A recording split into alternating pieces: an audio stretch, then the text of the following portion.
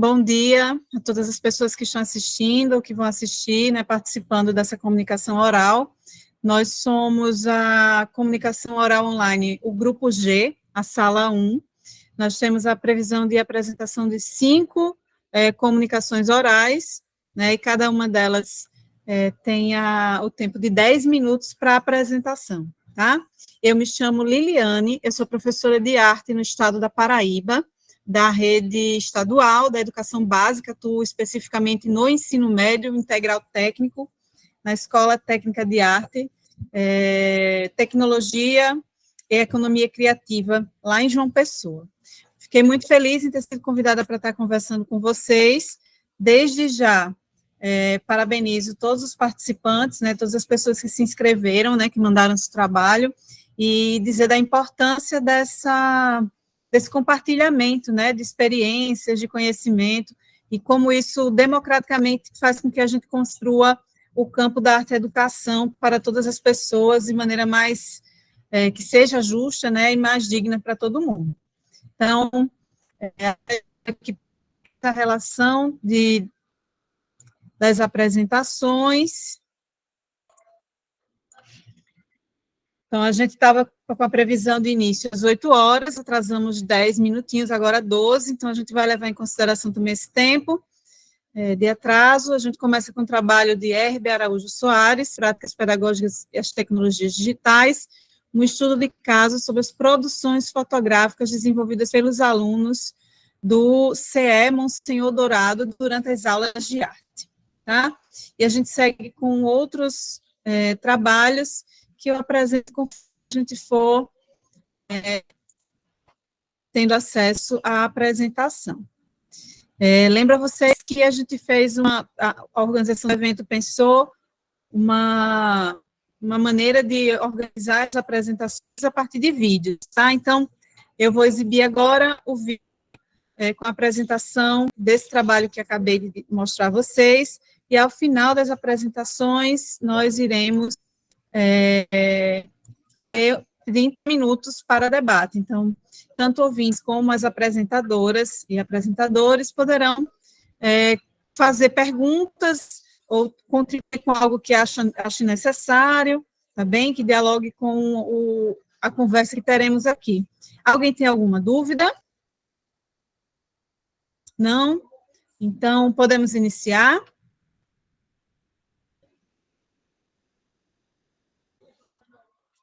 Alcineia. Bem, Alcineia, segundo você, seu trabalho não aparece em nenhuma lista. Estou com a lista aqui aberta, deixa eu só dar uma ajuda aqui a colega rapidinha.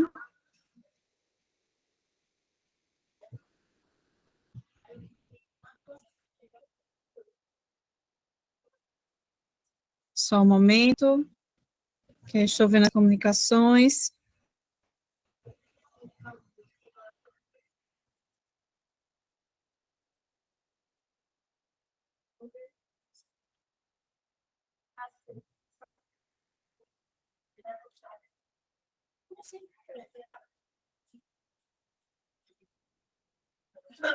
De fato, eu não estou encontrando seu nome. Mas eu ainda não terminei a lista.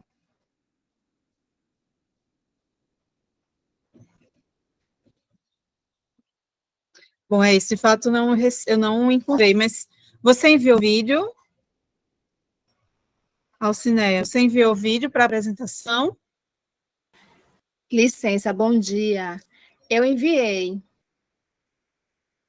Bom dia. A princípio, eu tinha me inscrito como presencial, só que eu não pude comparecer e pedi que fizesse alteração, me deram a resposta que faria alteração, mas aí quando eu olhei na lista depois desse problema que teve no streaming, não aparece meu nome. Antes estava no grupo C, sala 2, como se fosse presencial.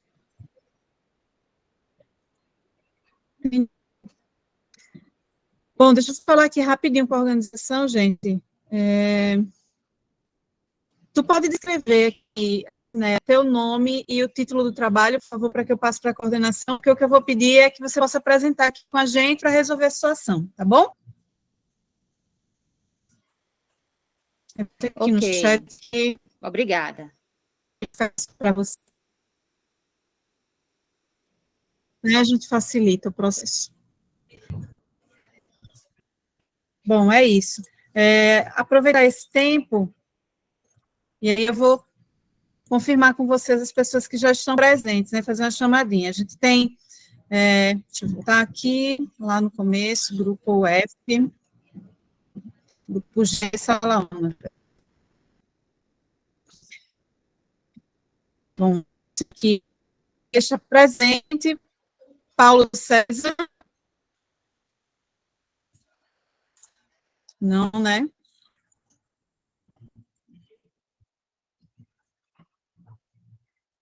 Depois a gente tem Itamar, Lorraine e Érica. Lorraine, eu sei que está. Érica está presente? Também não, né? Então, só temos 2 pessoas desse grupo presentes.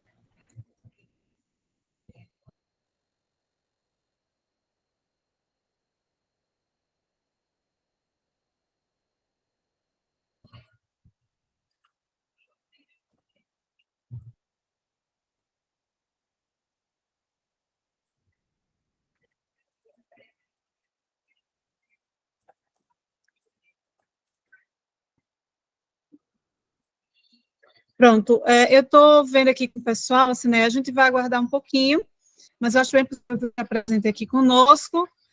Eu não achei seu vídeo, é possível você apresentar sem ele? Não daria para que eu compartilhasse? Sim, pode sim. Então tá. Pode ser. Eu vou passar aqui no chat o número do meu WhatsApp, tu manda por lá. É possível? Ok. Ou e-mail, você que Sim. escolhe. Pode Vou botar ser. aqui.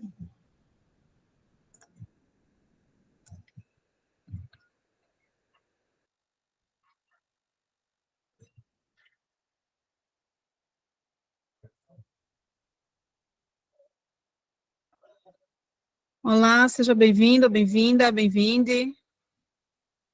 Oi.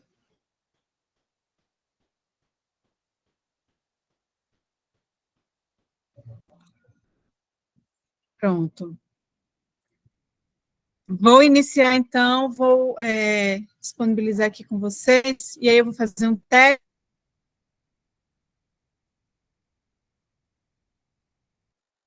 Vocês me dizem se estão ouvindo, ok?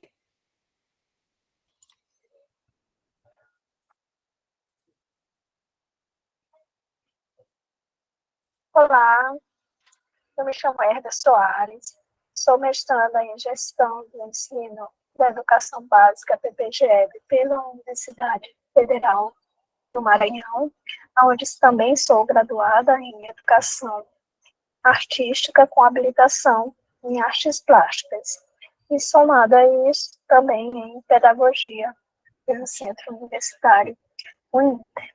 Então, hoje eu vim compartilhar com vocês o meu trabalho intitulado Práticas Pedagógicas e as Tecnologias Digitais, um estudo de caso sobre as produções fotográficas desenvolvida pelos alunos do Centro de Ensino Monsenhor Dourado durante as aulas de arte.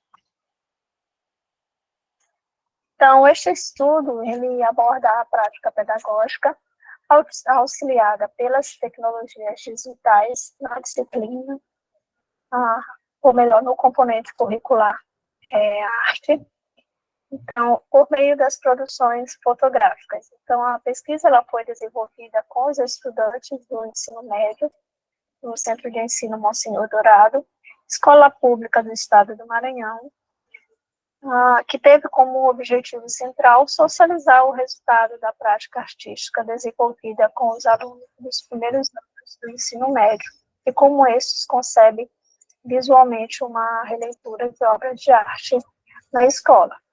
Então, como docente do componente curricular arte da rede pública estadual, é possível dizer que são inúmeros os desafios enfrentados que vão surgindo na educação, especialmente em sala de aula.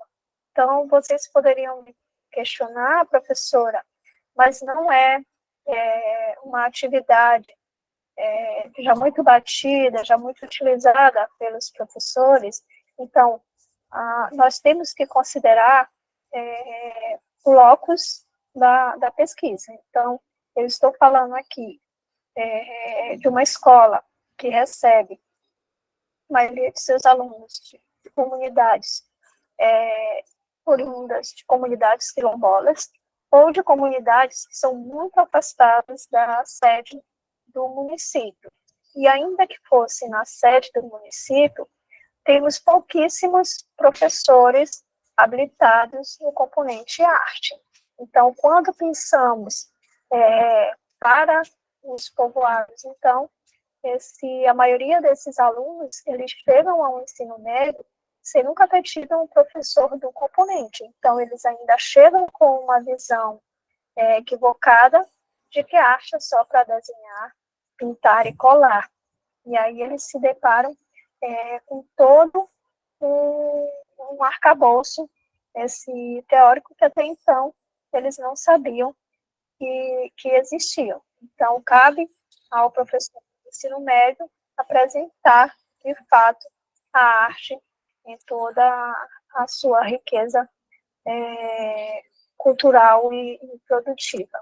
Então, nesse âmbito, nós começamos a nos questionar como as tecnologias elas poderiam ser contempladas nessa prática pedagógica do professor, uma vez que a maioria desses alunos, eles utilizam o celular diariamente. Então, em vez da gente fazer do celular um problema, utilizar ele a nosso favor. Então, baseado aí nos estudos da Ana May, onde a gente percebe que a prática pedagógica desenvolvida pela abordagem triangular, ela vai trazer consigo esse trabalho artístico, onde o aluno vai ter um trabalho criativo, criando aí essas estruturas artísticas a partir dessa leitura e contextualização, desenvolvendo aí a condição de autor. Nesse sentido que se utilizou o aparelho celular. Então, em virtude do tempo, então nós trouxemos poucas imagens. Então, nesse estudo sobre as produções artísticas dos alunos, na primeira imagem são as produções do aluno e na segunda a obra original. Então, a princípio, pedimos que fossem obras de artistas, e aí os alunos trouxeram toda uma discussão, já que nós estávamos trabalhando a fotografia, então, por que não trabalhar outras imagens que trouxessem todo um contexto aí social do período. Então, em ambas as imagens, durante o processo de criação, os alunos buscaram cenários próximos à obra, criando elementos visuais que estivessem presentes na imagem original. Então, buscando o auxílio dos recursos tecnológicos para aproximar cores e formas. Então, nessa primeira imagem, elas foram em busca de um lugar arborizado, que tivesse um lago, e assim eles foram produzindo. Aqui o aluno já foi procurar, de fato, uma obra de um artista, que no caso o Almeida Júnior, e ele se preocupou muito com os detalhes. E aí, para minha surpresa, uma aluna chega com essa obra da filósofa e escritora Mary Wollstonecraft, aonde ela vai trazer toda uma discussão social de um período, falando aí sobre os direitos da mulher na Inglaterra. E com isso a gente pôde perceber que os alunos tinham compreendido que não era só a imagem pela imagem, mas sim o contexto social que tinha no período, a história por trás daquela imagem. Então, a gente traz como considerações a relevância de se refletir sobre essas práticas pedagógicas e como elas vêm se desenvolvendo no âmbito escolar, no que diz respeito ao ensino de artes visuais e as experiências com as técnicas variadas. Então, a fotografia, ela tem ganhado muito espaço pelo fácil acesso dos jovens aos aparelhos celulares. Então, com as câmeras fotográficas, eles podem tanto gravar vídeos, tirar imagens, fazer gravação de áudio, de podcast, então eles conseguem perceber aí a dimensão do aparelho. Então, para tanto, através da nossa análise, percebeu-se que a atividade com a leitura da imagem, ela ampliou a visão dos alunos, desenvolvendo um olhar mais crítico e apurado a partir da experiência desenvolvida ao longo do trabalho. Então, levando-os a ter consciência da capacidade criadora que possuem e entenderem que, a partir de uma imagem, é possível ter variados olhares e abordagens. Então, nessa perspectiva, é necessário uma reconfiguração constante na educação pública para atender a ampliação e a criação de novas práticas pedagógicas. Então, assim eu encerro. Muito obrigada pela atenção.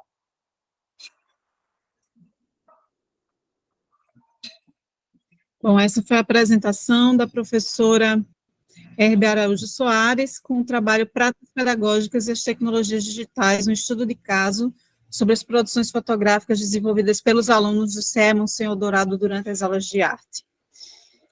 Vocês ouviram bem? Tudo certinho? Parabéns, professora Herbia, pelo trabalho. A gente vai conversar um pouquinho sobre eles após todas as apresentações, né, assim como os demais trabalhos. Mas eu gostaria de dar espaço a um professor Juliano Sampaio fazer uma fala para vocês, o presidente da FAEB, da Federação de Arte Educadores. Juliano, bom dia. Bom dia, obrigado, Liliane. Na verdade, só estou passando as salas para desejar mesmo um bom dia de trabalho para a gente, que vocês possam continuar com o material que já estão produzindo, e para quem não estava, né, no presencial, a gente vai manter o diálogo com as pessoas que apresentaram seus trabalhos durante esse Confaeb. Na próxima sessão, essa é a ideia, fazendo lives sobre os temas que aparecem nos trabalhos durante todo o ano. Então, na verdade, isso aqui é um começo do trabalho que a gente faz em 24. Na verdade, é parte da pesquisa de vocês, mas para a FAEB é uma nova aproximação que a gente pode ter com diferentes pesquisas, montando, de fato, uma rede aí para a gente fortalecer a área. É isso, obrigado. Obrigada, Juliano, pela participação. É bem importante a gente ter a presença, né, do presidente para dar esse bom dia e dizer o quanto a FAEB nos fortalece enquanto parte educadores, e esse é um espaço, né, o Confaeb é um espaço bem importante de troca de conhecimento, mas também de troca, vamos dizer assim, de parcerias de luta, né? Eu acho que é isso que a gente faz muito aqui no Confaeb, é encontrar parceiros para essa luta, que é em prol da arte e educação, que é em prol dos estudantes, né, do crescimento e do desenvolvimento dessas pessoas. Obrigada, Juliano. Vamos seguindo com as apresentações. A gente teria agora a apresentação do trabalho Unidade Guaicuru, o último movimento modernista do Mato Grosso do Sul. Professor Paulo César Duarte Paz, está presente? Não? Vamos para o próximo, então. O próximo trabalho seria... Sim, Juliana, abraço, pode ir. Obrigada pela presença. A gente segue para o próximo trabalho, que se chama Identidades. A experiência sensível no processo de criação da atuante a partir de imagens, de Itamar Wagner Schiavo Simões. Wagner chegou? Não? Bom, se essas pessoas chegarem depois, porque tendo em consideração o tempo, a gente ainda não deu sim, 8h30. que é a próxima apresentação, né, porque houve atrasos para o início. A gente tem agora Desconstruindo Estereótipos, a importância da valorização artística do grafite na educação formal, tá? Com a apresentadora Lorraine Rocha Lima. Eu estou falando seu nome certo, professora? Tá sim, Lorraine Rocha, exatamente. Eu vou colocar aqui. Lorraine. Isso. É que, assim, a gente tem sotaques diferentes, aí as acentuações, e desculpa, mas eu acho bem importante o respeito ao nome das pessoas, né? É parte da nossa identidade. Eu vou exibir agora a apresentação do Lorraine, mas antes eu queria só que vocês esperassem só um segundinho, para que eu já pudesse abrir aqui, baixando o vídeo da colega Alcineia. Pronto, e também recebi a resposta de positivo, que é possível sim, a professora Alcineia apresentar com a gente. Eu vou abrir aqui meu e-mail, vou baixar o arquivo, para que a gente possa também exibir o dela.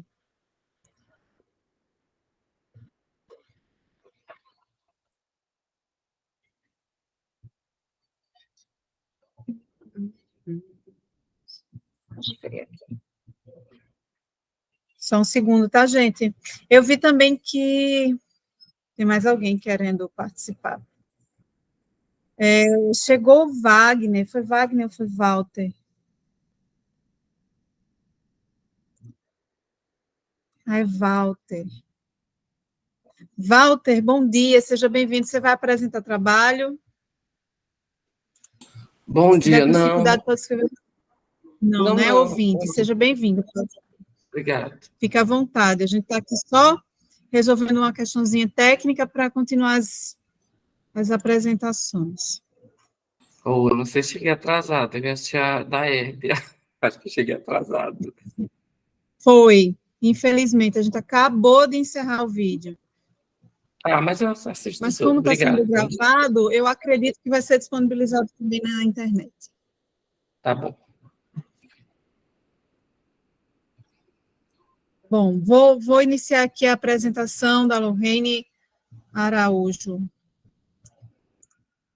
Rocha Jordão, perdão, Lorraine.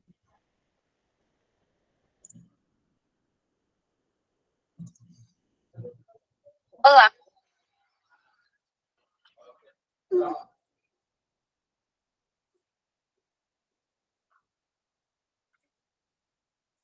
Você não compartilhou a tela com a gente novamente. Sim, eu estou fazendo isso.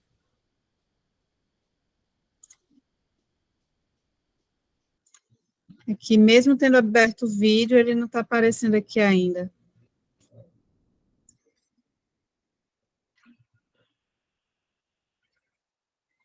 Vou fazer isso. Vou fechar o vídeo, vou abrir novamente.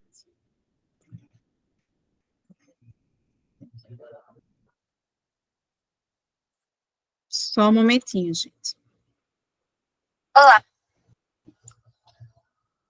Vamos ver se agora vai.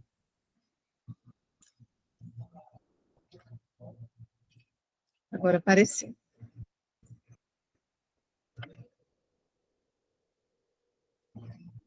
Olá, meu nome é Lorraine Rocha e o título do meu trabalho é Desconstruindo Preconceitos, o grafite como expressão cultural legítima na educação. A motivação para a escrita desse trabalho, dessa pesquisa, veio a partir de uma experiência que eu tive em tentar propor em 3 escolas públicas do Distrito Federal um projeto de arte e educação que o tema principal era o grafite na cidade, né? Só uma das escolas acolheu o projeto do início ao fim, sem tentar mudá-lo, sem tentar impor nenhuma regra, né? Só acolher o projeto. Eu vejo, a partir disso, que isso só vem a dificultar, né, cada vez mais o trabalho de nós, arte educadores, dentro desse contexto, porque foram inúmeras, né, as falas que eu vi ao tentar propor esse projeto nessas escolas, que não aceitaram, né, tipo, e a maior parte dessas falas era ligar, né, eles ligavam a prática do grafite ao vandalismo. né, mostrando aí que o corpo docente dessas escolas, né, essas comunidades escolares, elas não compreendiam de fato, né, o grafite como linguagem artística. Então, essa motivação vem daí, né, em tentar mostrar para as escolas, em geral, a importância do grafite no currículo escolar. E aí, o Canclini, né, que é um pesquisador, assim, bem renomado, ele vai falar que o preconceito contra o grafite está enraizado na percepção equivocada de que a arte urbana desfigura e deprecia a estética da cidade. No entanto, esse autor defende que essa forma de expressão artística pode, na verdade, enriquecer o ambiente urbano, instigando diálogos sociais e transformando os espaços públicos em locais de interação e reflexão. Essa percepção já está dentro do governo local, né? Essa imagem aqui foi depois que aconteceu uma grande reforma na Galeria dos Estados, que é no centro do Distrito Federal, Brasília, né? E aí, após essa reforma, a Secretaria de Cultura, ela convidou, né, 100 grafiteiros, artistas grafiteiros, para compor aí esse espaço com suas obras, né? Esses artistas, eles foram remunerados, eles foram convidados para participar desse evento, eles foram remunerados por isso, e aí isso mostra que aqui no Distrito Federal acaba acontecendo um paradoxo com essa linguagem, né? O grafite acaba sofrendo esse paradoxo, porque até os órgãos oficiais, que antigamente tinha bastante preconceito com essa prática, eles já veem o grafite como arte, né, e manifestação cultural. No entanto, essa visão não chegou ainda nas escolas, né? Então, é necessário, esse trabalho ele vai propor uma discussão sobre como o governo local apoia atualmente essa manifestação artística e cultural em diversos prédios públicos, né? O local aqui, né, vários prédios particulares também já acolheram o grafite como manifestação artística legítima, né? Essa transformação no centro da cidade, do viaduto da Galeria dos Estados, feita através de colaboração de artistas. O papel da Secretaria da Cultura em promover essa linguagem artística na cidade, né, tentando aí propor engajamento da comunidade local por meio dessas manifestações artísticas, né, e também exemplos de projetos e iniciativas de apoio ao grafite que vem tendo de um tempo para cá, né, mostrando aí esses paradoxos. Tantas coisas já apoiam o grafite, mas a comunidade escolar ainda não. E aí, para que esse projeto acontecesse, eu tive que mostrar para os estudantes a definição do grafite, porque mesmo no imaginário dos estudantes, eles não compreendiam o grafite como arte, né? Então, eles não tinham entendido ainda a historicidade do grafite, a parte reflexiva dessa manifestação artística e compreender o grafite como arte. Eles não compreendiam. E isso acabou levando a vários grupos, né, de discussões, reflexões durante essas produções artísticas, né, deles entenderem a história e a revolução do grafite como forma de expressão cultural, mesmo entre tantos paradoxos, né, por sair aí de uma manifestação de crítica social e entrar diretamente aí no mundo da arte. E eles começaram a perceber como o grafite era visto na escola, né, e tentar, a partir da produção deles, mudar essa percepção. E aí, foi necessário várias discussões, né, reflexões dentro dessa prática, né, para ter o enfrentamento mesmo contra o preconceito que essa linguagem sofre, né, eles entenderem, assim, quem faz, por que faz, né, como faz, e eles começaram a entender também diferentes formas, né, de linguagem utilizada aí pelo grafite, né, desde o muralismo até letras, até mesmo questões aí da pichação, eles começaram a entender a historicidade de todas essas práticas. Essa pesquisa se dá de forma participante, em que eu sou a pesquisadora e também a professora que está aplicando o projeto, né, em questão, e para colher esses dados eu utilizei tanto do diário de bordo, quanto fotografias e grupo focal, né, para conversar com esses estudantes durante esse processo. Aqui é uma das fotografias desse grafite aí que os meninos fizeram no muro da escola, um grupo de meninos, eles fizeram um projeto. Primeiro era sempre necessário o projeto de desenho, eles discutirem esse projeto, né, em grupo, e eles entenderem que o grafite, ele se apropria de elementos do próprio muro, né, esses elementos do próprio muro começam a conversar com o desenho, você tem que fazer essa análise. Eles começaram a compreender isso. Eles vão trazer toda a questão deles, né, da vivência deles para esse desenho. E foram temas recorrentes aí, o tema da violência, né, acabou sendo um dos temas recorrentes dentro dessa produção artística dos estudantes. Então, acabou sendo um projeto que permitiu aí dar voz mesmo a essas culturas marginalizadas que se inserem, né, no contexto escolar.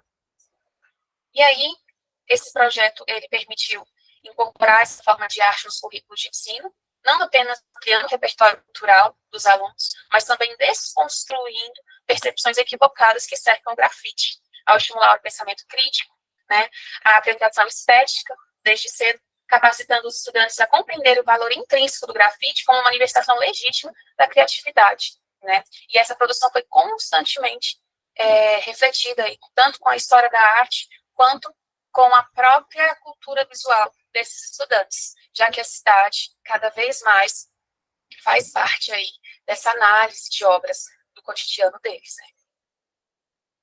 E aí, o projeto fez perceber, assim, o desenvolvimento de algumas habilidades dos estudantes, como o grafite ajudou os alunos a desenvolver habilidades de análise visual no cotidiano deles, interpretação e prática de criação de imagens, né, dentro do processo. E aí, também, trazendo essa referência da Ana May, né, que o projeto, ele ajudou a capacitar os alunos a serem consumidores críticos, tanto de mídia quanto das imagens do cotidiano deles, né, eles começaram a analisar muito cedo essas imagens. E aí eu percebo como benefício o ensino do grafite nas escolas, a exploração mesmo de vários benefícios mesmo, incluindo a ampliação do repertório cultural, a desconstrução de preconceitos com relação a qualquer manifestação artística, atual ou não, né, enfatizando o pensamento crítico e a apreciação estética desde cedo. Essa apreciação acontecendo aí nos percursos deles mesmo para a escola, E aí, eu acabo percebendo que o ensino do grafite nas escolas não se trata apenas de oferecer uma nova dimensão à educação artística, mas também de promover a diversidade cultural, a liberdade de expressão e a quebra de barreiras preconceituosas. Ao fazê-los, capacitamos as futuras gerações a apreciarem a complexidade e a beleza presente nas formas de arte menos convencionais, enriquecendo assim a vivência educacional e fortalecendo a conexão entre cultura, sociedade e individualidade. O projeto se mostrou até então um projeto com muita potência dentro do ensino regular, né? E eu espero ter ainda grandes desdobramentos, assim, a partir deste projeto. Obrigada.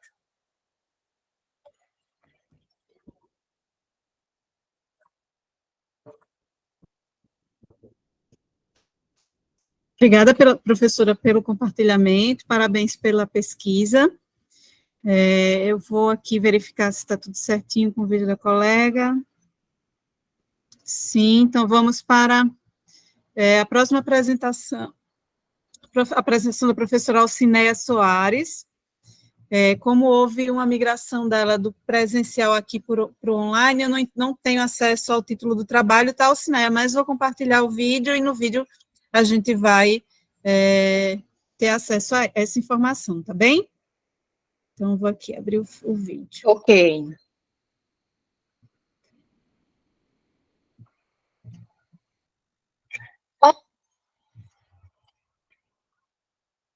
Pronto, vamos à terceira comunicação oral desta manhã.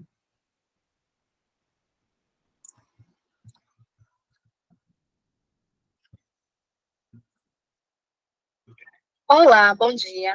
Peço licença para chegar. Abençoe aos mais velhos e mais velhas, aos mais jovens, aos que aqui estão e aos que estão por vir. Eu sou Alcineia Soares dos Santos, doutoranda do Programa de Pós-Graduação em Dança da Universidade Federal da Bahia, orientanda da professora doutora Maria de Lourdes Barros da Paixão. Começa agora a minha autodescrição.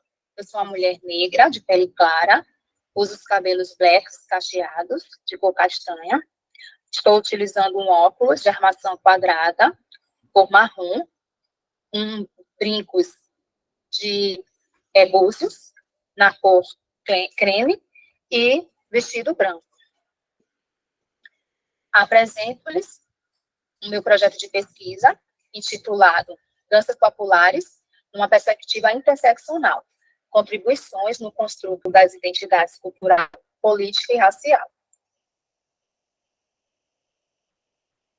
Então, este planejamento de pesquisa pretende desenvolver como tema um conceito de danças populares numa perspectiva interseccional. Trata-se de situar as danças populares como práticas artístico-culturais que entendem o corpo que dança, para além da articulação de gestos, comportamentos e formas corporais. Então, neste caso, percebe o corpo como localizado socialmente, dentro de um sistema-mundo que segue uma lógica capitalista patriarcal, onde se impõem relações intersubjetivas de opressão aos grupos sociais pertencentes às chamadas minorias. Estas, historicamente, são submetidas a uma série de discriminações, preconceitos e desigualdades de diversas categorias, como de classe, de gênero, de geração, de raça, etnia e de orientação sexual, dentre outras. Essas categorias são conhecidas como marcadores sociais e, quando consideradas de maneira sobrepostas, compreendem o termo interseccionalidade.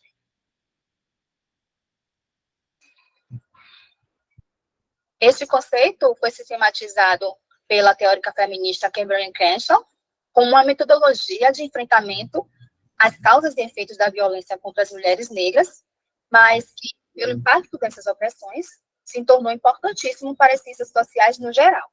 Então, apoiando-se nessa compreensão mais ampla, é que eu busco estender a sua aplicabilidade às danças populares, no entendimento de que os trabalhos realizados no âmbito dessa estética da dança, né, pelos mestres e mestras, multiplicadores e multiplicadoras, que serão os monitores de projetos sociais, também professores e professoras, seja do ensino formal ou do ensino não formal, se articulam como projetos de inclusão social, que, além da dimensão econômica, confere centralidades à dimensão de raça, gênero e classe, né, assim como religiosas, epistêmicas, políticas, pedagógicas, entre outras, compreendendo que há uma sobreposição entre elas.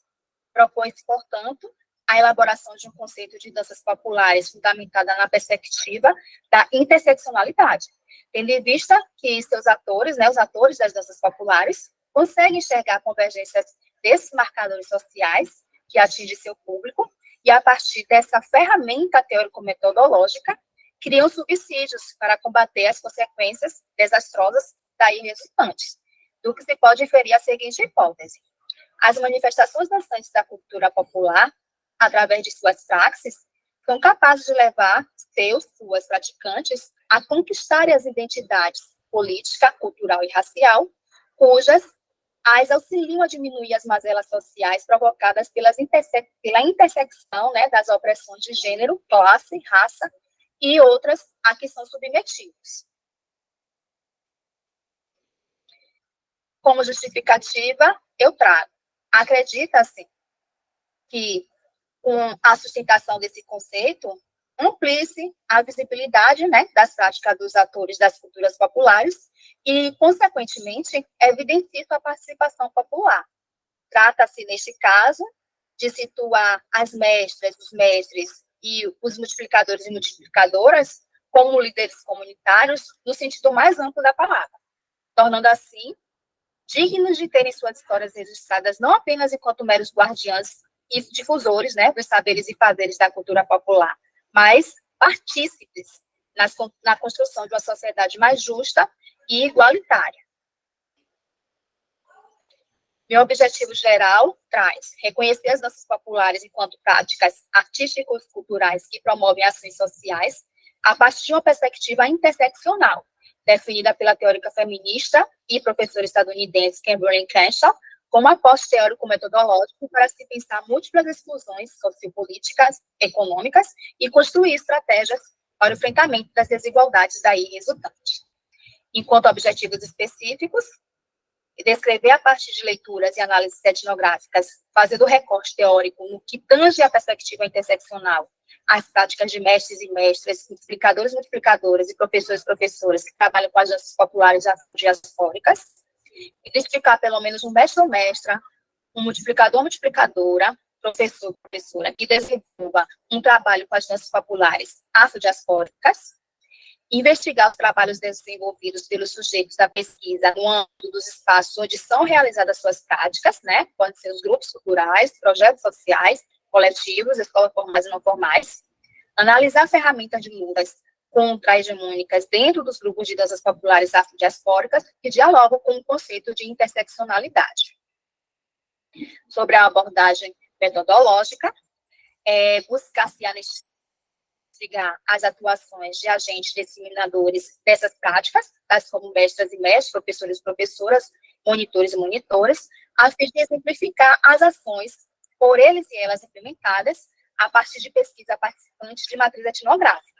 E como campo de investigação, as instituições a saber, grupos de manifestações dançantes afrodiaspóricas, projetos sociais que desenvolvem trabalhos voltados para a divulgação desses saberes e fazeres, instituições de ensino formais e não formais que incluam nos seus currículos a prática das danças populares afrodiaspóricas dos diversos níveis de ensino, infantil, intermediário, técnico profissionalizante e superior. Aqui são minhas referências.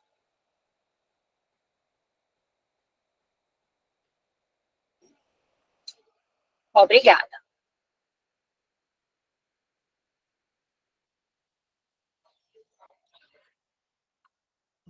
Nós que agradecemos, Alcineia, pelo compartilhamento, né, de sua pesquisa. Nós teríamos ainda outras 3 apresentações nessa sala. Eu vou fazer mais uma vez a chamada, né, dessas pessoas, para que tenham a possibilidade de fazer a apresentação, caso estejam aqui. Então, seria Paulo César Duarte Paz, Itamar Wagner Esquiavo Simões e Érica Chaves Nogueira. Algum dos 3 está aqui conosco? Conseguiu chegar? Não? Pronto, então a gente vai seguir agora para a nossa fase de diálogos sobre as apresentações, de conversa com as pesquisadoras, né, que apresentaram seus trabalhos. Alguém gostaria de fazer alguma pergunta, seja através do chat ou mesmo abrindo seu microfone? Qualquer coisa, basta também levantar a mãozinha conforme a gente estiver aqui na conversa, tá? Então, eu elaborei aqui só algumas questões sobre essas apresentações também, que me tocaram bastante, 2 do campo das artes visuais e a terceira agora do campo da dança, mas eu vou abrir espaço para Walter, para que Walter possa trazer sua contribuição. Fica à vontade, Walter. Oi, bom dia. Cheguei no meio, né, e aí já chego aqui demitido. Gostaria de ter visto o trabalho da minha amiga, mas vou ver depois. Quando a Lorraine estava apresentando, me veio à mente, à lembrança, um trabalho que eu recebi para avaliar da revista Teias, que aconteceu, eu acho que no Goiás, e ele foi publicado, 1 ano e meio depois ele foi publicado, que é Grafites da Discórdia. Né? Eu acho que o nome vem depois, porque era um projeto pedagógico, e aí você falando, eu fui lembrando disso. Era um projeto pedagógico em que os estudantes, eles queriam fazer uma releitura das obras de arte, dos muros, né? Trazer um visual que os representasse, um visual identitário da escola que eles trabalhavam, que eles estudavam. E aí os professores acataram e fizeram um projeto. Esse projeto é do IFGO, eu acho que é assim, é IFGO. É uma coisa assim. Mas quando você colocar na T, vai estar lá, Grafite da Discórdia, você vai achar. E aí eles trouxeram o que o adolescente se expressa, como que ele se expressa, tudo que é negado para ele, né? Negado a socialidade, a própria sexualidade, às vezes o adolescente que gosta de rock, ele dá uma outra cor para a imagem que ele desenha, que ele pinta, e isso foi encarado pela cidade como uma coisa muito ruim, né? Eles trazem a Santa Ceia e eles dão nomes pesados, assim, né? Pesados fazendo essa leitura para uma cidade pequena, para uma sociedade conservadora, né? E eles usam, inclusive, esse embate ideológico que a gente vive aí nos últimos anos, né, para caracterizar o porquê mandaram tirar, e aí deu o Ministério Público, deu tudo para tirar os grafites do muro da escola. Tá? E aí eles colocaram a Mona Lisa, eles chamam de Mona Lisa irreverente, né? E a Mona Lisa deita um pouco, olha para trás, levanta a saia. Aí colocaram a Santa Ceia do Diabo. Assim, é provocativo, mas você tem que ver também esses adolescentes. Eles estão ali. Se eles não são ouvidos de uma forma, eles querem ser ouvidos de outro. Então, eu estava pensando muito, quando você falou do seu projeto, pensando nesse projeto pedagógico, e o que esses professores sofreram para realizar isso, sabe? Então, é isso, fica a dica, o artigo ele bate bastante de frente com essa nossa liberdade, que não quer aceitar essa nossa liberdade de expressão, tá? Quando a gente não está direcionando a pessoas, mas manifestações, principalmente de adolescentes. Tá? E no campo da arte, com certeza, é uma contribuição para a gente pensar, inclusive, a noção de releitura, né? Porque as pessoas querem releitura como a cópia, e a gente já passou dessa fase, sabe? A gente não quer mais ficar fazendo cópia da cópia. Tá? Releitura é outra coisa. Então, é isso, né? Obrigado pelo espaço. Nós que agradecemos. Professora Hérbia e professora Lohane, se quiser comentar também, em seguida, a professora Alcineia, se quiser comentar. Pode falar, Hérbia. Bom, o meu também é sobre o trabalho da Lohane, que eu achei brilhante, por sinal. Algumas questões, como, por exemplo, o livro que nós utilizamos aqui no Maranhão, que é um livro da FTD, ele veio desde a primeira unidade, então ele veio com muito grafite, então, né, nessa ideia mesmo da crítica social. Então, a primeira coisa é que o aluno, ele olha a imagem. Então, falando também da realidade em que eu me encontro, que foi a que eu expus no trabalho, então, esse aluno, primeiro, ele só vê a imagem, ele não tem o conhecimento do grafite, então ele não consegue compreender que ali tem uma informação, o que o artista quer transmitir, mas ainda assim ele entende que aquilo ali é um desenho e tal, e então ele se agrada por aquilo. E aí, à medida que a gente foi trabalhando através desses livros, o aluno disse: professora, mas como é que pode tanta informação em um só lugar? Então, por que o grafite está em determinado local? E eles começaram a fazer esses questionamentos. E esse projeto que a Lohane cita, acabou vindo dos alunos para mim: professora, a gente quer fazer assim aqui na nossa escola, quer colocar a nossa identidade. E aí a gente esbarrou no que a Lohane falou. O aluno, como o Walter colocou, o aluno, ele está nesse movimento, ele recebe as coisas com mais facilidade, ele absorve as coisas com mais facilidade, e aquilo agrada ele. Porém, a gestão, principalmente na questão da educação, gestores, às vezes professores, esse ainda não tem essa concepção. E aí disse: não, estudar vocês não querem, mas sujar a escola vocês querem. Então é isso que a gente quer escutar. Não, vocês não vão sujar a escola. E um aluno até disse: mas diretor, mais sujo do que essa parede da escola está, não vai ficar.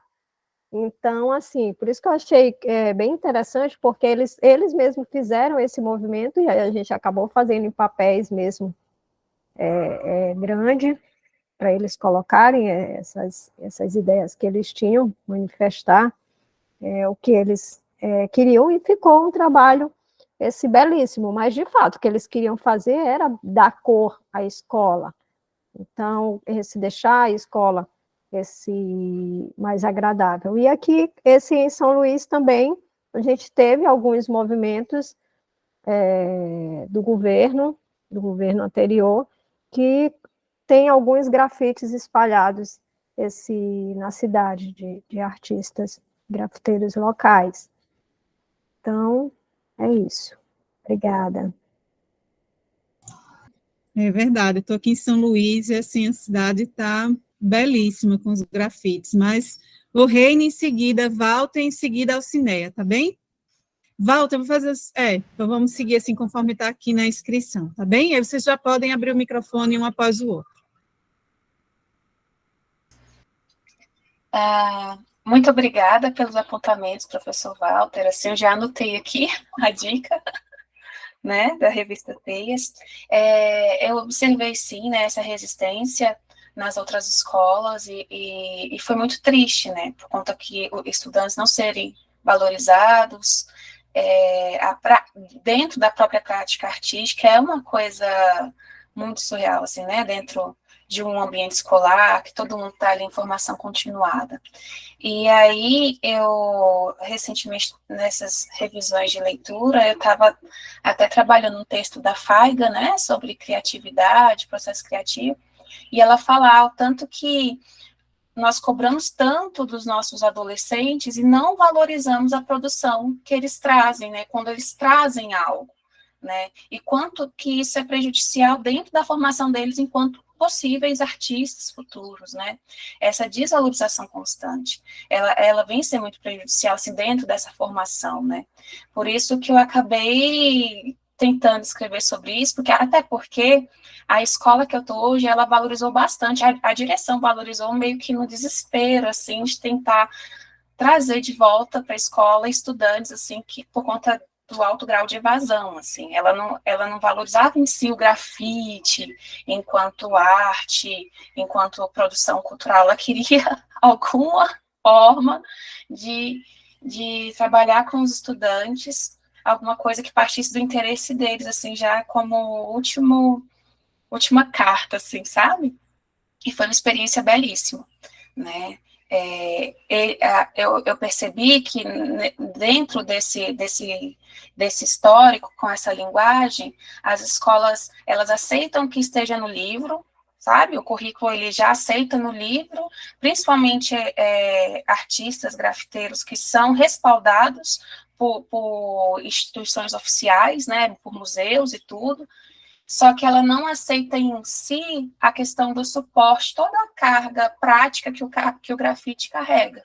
Ela tem essa resistência ainda, entende? Acaba tendo esse embate, e é um trabalho de mudança constante que a gente tem que estar propondo, né, por conta que são trabalhos belíssimos que surgem dentro desse contexto, assim, de criação e reflexão, né, da própria cidade, de trazer aí artistas locais para dentro da escola, né, que dentro do projeto, grafiteiros locais mesmo foram para a escola mostrar técnicas para os meninos, e eles ficaram extasiados, assim, com aquilo, né, sabendo que o que eles estavam tendo como prática comum, assim, de desenhar nos cadernos, por vezes, assim, nas mesas, né, aquilo lá era arte, né, e aí, engraçado que, consequentemente, a questão da depredação, assim, acabou, porque eles tinham o espaço deles, assim, de criação, né?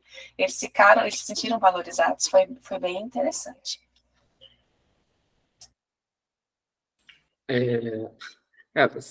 Liliane, isso que é na sequência, né? Cara, vocês falando aí, eu lembrei de uma coisa que aconteceu, acho que foi em 2011, 2010, 2011, eu paguei um grafiteiro para fazer uma oficina na escola. Hoje eu não posso pagar. A Herber sabe quem é, o Edi Brusaca. Hoje, Deus o livre, eu tenho 2 meses de salário. Hoje ele é famoso. E aí eu paguei o Edi para ir na escola. Ele ficou 4 dias com os meninos, fez a oficina, foram para os muros, fizeram assim sabe? Eles deram uma luz e cor para o espaço da escola. E veio uma reforma. A gente entrou de férias e veio uma reforma. Todo mundo já imaginou o que eu encontrei em agosto, né? Quando eu voltei. A escola completamente pintada. Aí eu cheguei, gente, cadê o grafite que estava aqui? O mundo estava todo sujo, pintou.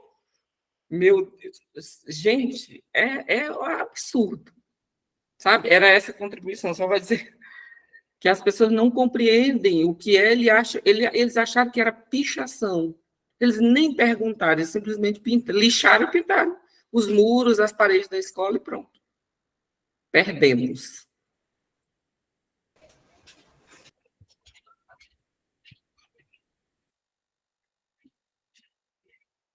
Então, queria fazer comentários sobre os 2 trabalhos. O de Herbie achei fantástico, assim, fazer a releitura corporal, né, de uma obra de arte. Lembrou bem um trabalho que um colega estava fazendo aqui, só que através de foto, agora com esses trabalhos da consciência negra, né?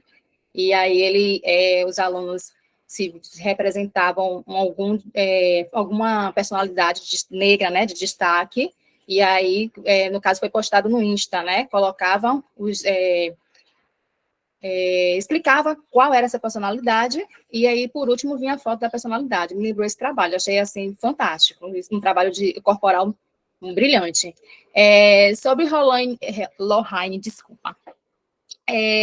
Eu me aventurei uma vez, né, que essa vida de professores, a gente, às vezes, tem que ampliar a carga horária com uma outra disciplina, e aí eu trabalhava numa escola de período integral, e no caso no contraturno, dava aula de educação física nessa época, e tive que pegar uma disciplina de linguagens artísticas, aí comecei a trabalhar o grafite, porque no caso a diretora até me deu a liberdade de trabalhar só dança, que eu já tinha começado a fazer dança, apesar de ser formada em educação física e estar lá trabalhando com educação física, eu estava iniciando a graduação em dança. Só que a gente sabe que na escola, quando se fala, a gente trabalha artes, né? Então, eu comecei a trabalhar um pouco do grafite com letreiros, né? Ensinando a eles letreiros, e aí pedindo para ele, foi até no trabalho também voltado para a consciência negra, de frases positivas, né? Fazendo essa reflexão da questão da consciência negra. Aí eu acho engraçado todo essa limitação que a escola, né, impõe para esse tipo de linguagem da arte, porque é uma das primeiras expressões artísticas do ser humano, né? A gente, na infância, aqui nunca rabiscou uma parede, né? E que acaba, na verdade, por conta dessa maneira como a sociedade trata, a gente também é castigado em casa, né, por conta disso. Não é visto como arte, é visto como um rabisco qualquer na parede, está sujando a parede, né? Aí fiquei assim, pensando nessa questão da gente já ser, de uma certa forma, podado, né, a fazer esses escritos, né, abrir artisticamente, né, usando a parede como como é que eu vou dizer assim, um recurso, né, artístico, desde as primeiras infâncias, né? É isso. Obrigada. Excelentes apontamentos. Se alguém tiver mais alguma pergunta, alguma contribuição a fazer, basta levantar aí a mãozinha, ou mesmo abrir o microfone, escrever no chat. Eu fiquei com algumas questões aqui, eu gostaria de compreender melhor de vocês, em especial, professora Alcineia, eu vou começar contigo. Eu não entendi bem. O teu trabalho é uma pesquisa, primeiro, muito potente, eu achei, assim, maravilhosa. A gente sabe o quanto as danças populares e as demais manifestações populares sofrem com preconceito, assim como o grafite, né, que Lorraine traz. A gente tem essa questão da marginalização dessas práticas por conta do público. Então, assim, o teu recorte, né, e de trazer a perspectiva interseccional para esse contexto, eu acho, assim, de uma contribuição muito potente. Eu queria entender melhor, Alcineia, é uma pesquisa sua de pós-graduação, como é que ela se chega, assim, no teu dia a dia, essa pesquisa? De onde vem essa provocação? Eu sou muito curiosa pelo porquê, assim, porque um assunto tão potente que eu adoraria também pesquisar, mas por que você escolheu esse tema? Então, essa pesquisa é uma pesquisa agora de doutorado, né? e que surgiu a partir da minha dissertação de mestrado, quando eu tratei sobre o lugar de fala das mestras, né, na cultura popular. Então, eu voltei mais para a questão de gênero, porque fazendo, na verdade, criando um solo, uma certa disciplina da graduação, e aí eu me deparei com a mestra Joana, que é uma mestra Joana Cavalcante, de lá de Recife, primeira mestra do maracatu, de baque virado, né? Porque tem o maracatu de baque virado e o maracatu rural. Então, ela é a primeira mestra. No caso, até na época da minha pesquisa, eu percebi que tinha uma outra, agora não me lembro o nome dela, mas que também estava sendo considerada mestra, apesar dela mesma não se auto-intitular mestra, mas até então. Só que agora, recentemente, a mestra Joana continuou falando que ela é a única, então não sei ao certo se vingou esse papel de mestra da outra, e eu sei que ela no caso, a mestra Joana é considerada a primeira e única mulher, né, a reger o batuque do maracatu, que até então só era regido por homens, né? E na verdade, reconhecido através de um jogo de búzios. E tanto ela como eu lendo a pesquisa dela, eu fiquei me questionando por que o jogo de búzios só mostrava homens para serem mestres.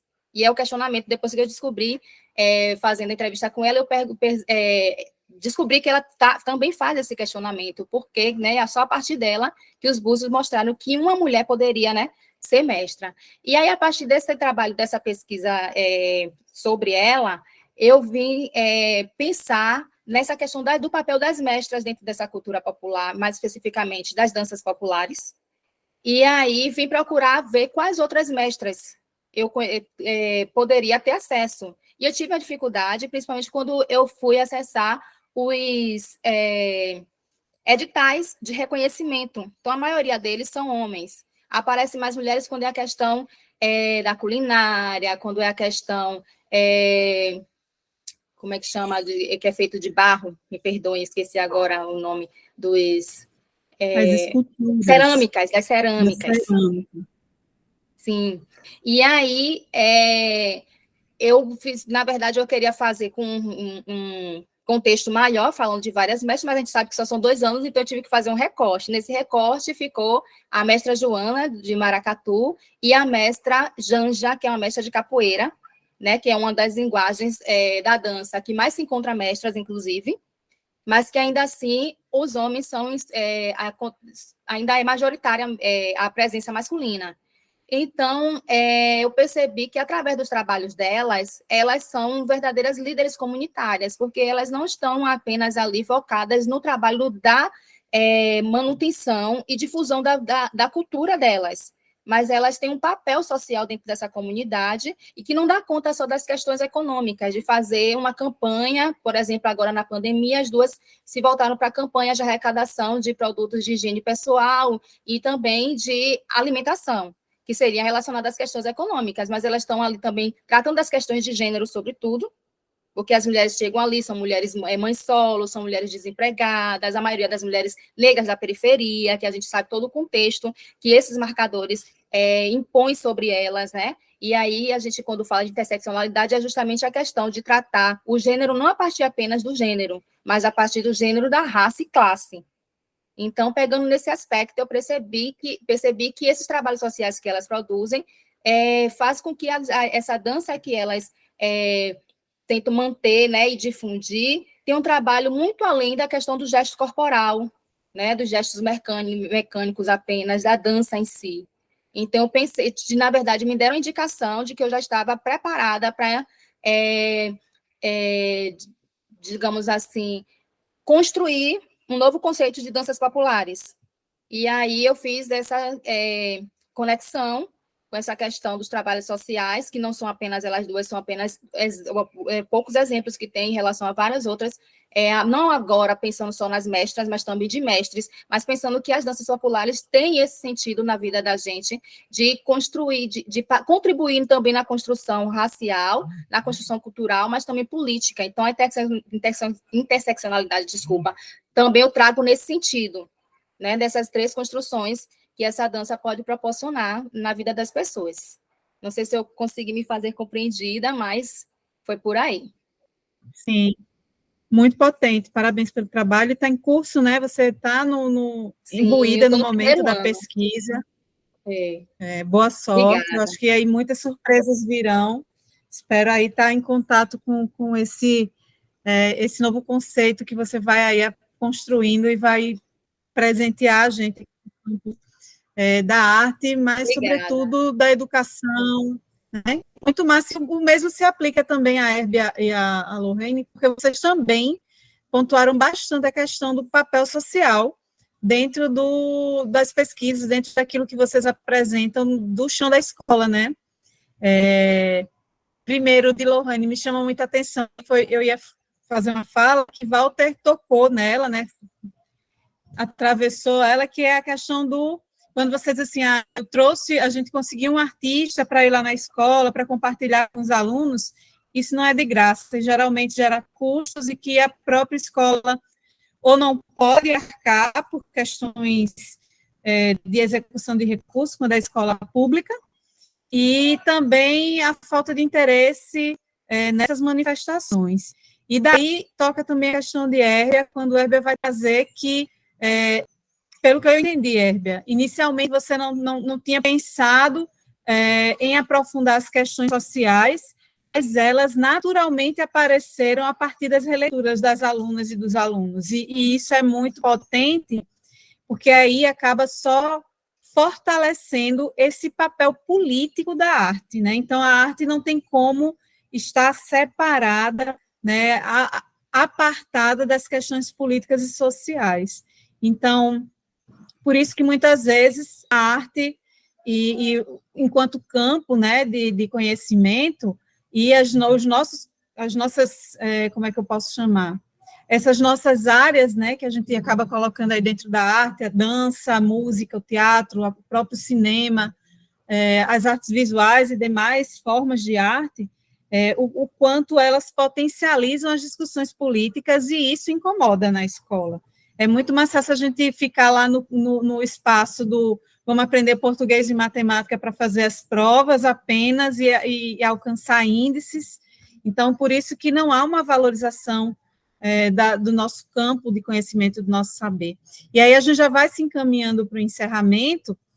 Como não apareceram mais perguntas, eu queria deixar esse espaço agora, depois desses meus comentários, para que cada uma de vocês pudesse aí trazer mais alguma fala que vocês acham que seja importante sobre essas pesquisas, o que é que estão achando também do evento, do Confaeb.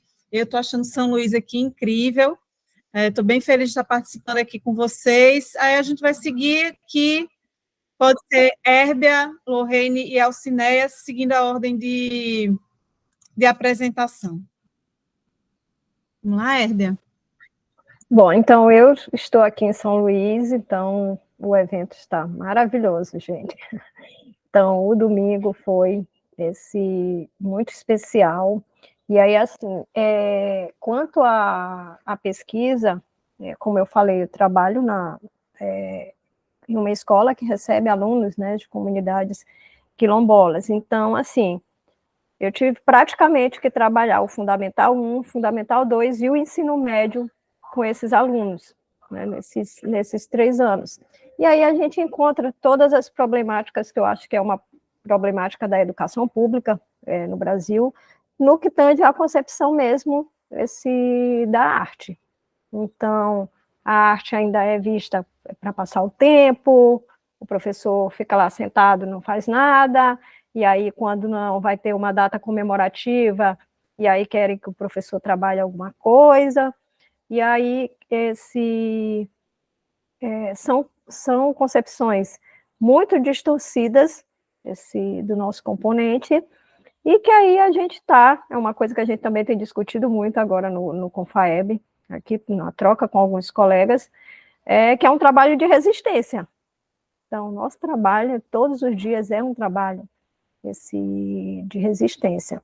Então, é um prazer estar participando, estar compartilhando conhecimento, estar aprendendo muito com todos os colegas, e é isso. Gratidão.